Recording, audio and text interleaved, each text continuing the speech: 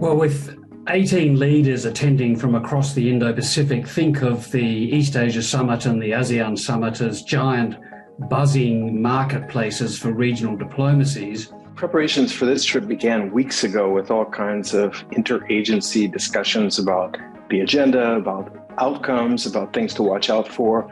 There are a lot of background papers, there are a lot of talking points that need to get written.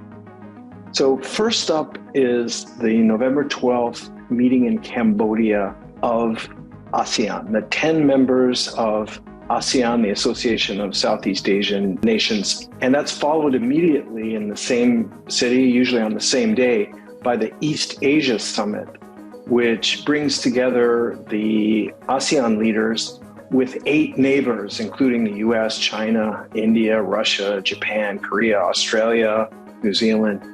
And they get together to talk about regional security issues. So that's a meeting that can get pretty sporty. This is diplomacy conducted at fast forward pace in cavernous conference centres in which delegations charge every which way. You never get to see the sun or grab much sleep, and the coffee is usually pretty bad as well.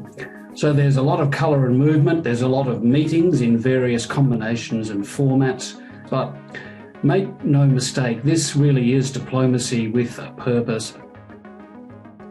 For every one of those meetings, the president has to have talking points. He's got to have background material. He's got to have press statements ready in advance. So for any leader, including the Australian Prime Minister, a key objective at these meetings is to demonstrate to Southeast Asia that Australia is a good partner for the region, a good partner when it comes to Southeast Asia's priorities.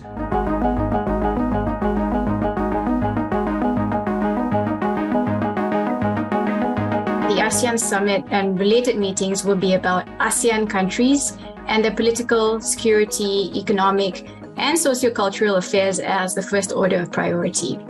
The focus among ASEAN leaders will be to sustain economic growth in the face of global economic headwinds. There's also the deteriorating situation in Myanmar and the political stalemate that's testing ASEAN unity in implementing its 5-point consensus. And as soon as the ASEAN Summit in Cambodia is over, Biden is off to Bali, Indonesia for the G20 Leaders Meeting that starts on November the 13th. So, of course, the G20 has its own agenda, but in addition to that, both Vladimir Putin and Xi Jinping are expected to show up in Bali for the G20, and that's going to add a lot of drama to the event.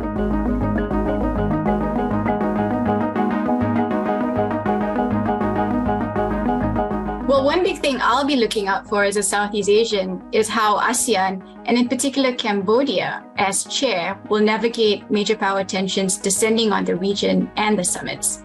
Will we see the kind of China that Xi Jinping laid out in his work report to the Party Congress? That is a China in a very assertive mood, hunkering down for what it sees as a long-term existential struggle with the United States. A China that's in no mood to compromise, because that's a China that's going to continue to be a handful in the Indo-Pacific.